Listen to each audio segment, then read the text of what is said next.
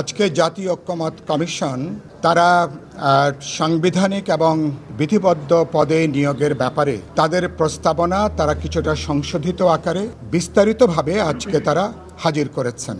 সেই জায়গা থেকে এখানে বিপুল অধিকাংশ রাজনৈতিক দল সকালে যারা আলোচনা করেছেন এবং তারা সাংবিধানিক পদগুলোতে বা বিধিবদ্ধ গুরুত্বপূর্ণ যে সংস্থা সে ব্যাপারে একটা যে প্রধানমন্ত্রী নির্বাহী ক্ষমতার বাইরে এ ব্যাপারে যে একটা নিয়োগ কমিটির মধ্য দিয়ে এগুলো যে দায়িত্ব দেওয়া দরকার, এই পদের নিয়োগ নিশ্চিত করা দরকার, এটা ওভারওয়েলমিং মেজরিটি আজকে যারা কথা বলেছেন এই মতামতটা পরিষ্কার করে এটা ব্যক্ত হয়েছে। সেখানে আমরা খুব গুরুত্বপূর্ণ যে কথাটা বলেছি, প্রধানমন্ত্রীর দায়িত্ব এখতিয়ারের সাথে সাংবিধানিক পদের নিয়োগের ব্যাপারটা কোনোভাবে এটা আগেও যুক্ত ছিল না, এখনও যুক্ত নেই, ভবিষ্যতেও এটাকে যুক্ত করা উচিত না। কিন্তু বাস্তবে আমরা দেখেছি অতীতের অভিজ্ঞতা, বাস্তবে বাছাই কমিটির মধ্য দিয়ে প্রধানমন্ত্রী তার নির্বাহী ক্ষমতাকে প্রত্যক্ষ পরোক্ষভাবে ব্যবহার করে সাংবিধানিক পদগুলোতে তাদের অনুগত ব্যক্তিদেরকেই বিভিন্ন সময় তারা নিয়োগ দিয়েছেন, যেই কারণের জন্য নির্বাহী বিভাগের সাথে সাংবিধানিক প্রতিষ্ঠান, গুরুত্বপূর্ণ প্রতিষ্ঠান যখন একসাথে কাজ করে, অনুগত লোকরা যখন বসে, তখন যে কোনো সরকারকে, যে কোনো রেজিমকে চূড়ান্ত কর্তৃত্ববাদী শাসকে পরিণত করে। গত 15 বছর আমাদের দেশের 18 কোটি মানুষ আমরা তার নির্মম শিকারে পর্যবেসিত হয়েছি। সেই জায়গা থেকে আমরা আজকে অধিকাংশ দল আমরা একমত হয়েছি যে আজকে সাংবিধানিক পদগুলোতে বিধিবদ্ধ পদের নিয়োগটাকে অতি অবশ্যই প্রধানমন্ত্রীর প্রশাসনিক হস্তক্ষেপের বাইরে, তার নির্বাহী ক্ষমতার বাইরে তার নিয়োগের ব্যাপারে কমিটি করা দরকার, আলোচনা করে এ ব্যাপারে সিদ্ধান্ত গ্রহণ করা দরকার।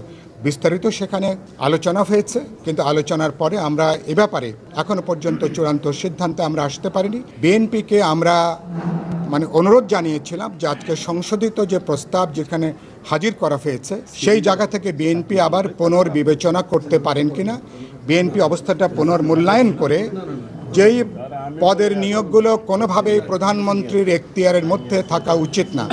বিগত দিনে আমাদের দুর্ভোগ, আমাদের দুর্গতির বড় কারণ হচ্ছে অনুগত লোকদের নিয়োগ করা। সুতরাং বিএনপিকে আমরা পুনর্বিবেচনার কথা বলেছি। আজকে সংশোধিত যে প্রস্তাব তারা হাজির করেছেন সেটাকে বিএনপি বিবেচনার মধ্যে নিতে পারে কিনা, তাহলে হয়তো এই ব্যাপারে আমরা একমত হতে পারবো।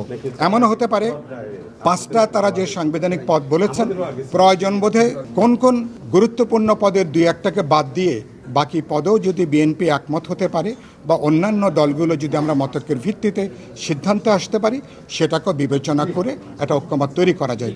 দ্বিতীয়ত প্রশ্ন যেটা সংক্ষেপে বলি সেটা হচ্ছে উচ্চকক্ষের ব্যাপারে।